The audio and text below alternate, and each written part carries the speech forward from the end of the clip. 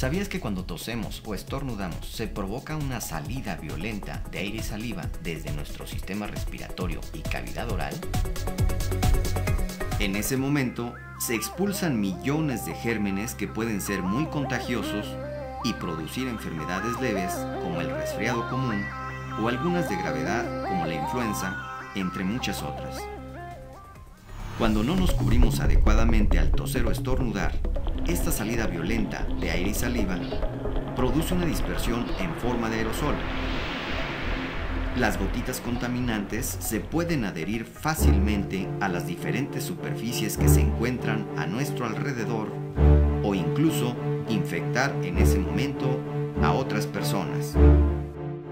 No es correcto hacerlo con las manos descubiertas, debido a que éstas quedarán impregnadas de gérmenes patógenos, convirtiéndose en un vehículo importante de contaminación, ya que normalmente tocamos con las manos diferentes objetos, como pasamanos, manijas e instrumentos de trabajo, entre muchos otros.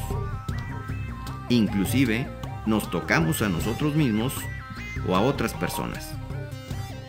Por eso es muy importante que, aunque nos consideremos sanos, aprendamos a contener esta expulsión cubriendo la nariz y boca con el ángulo interno de nuestro codo o sobre un pañuelo desechable que posteriormente deberá ser depositado en la basura.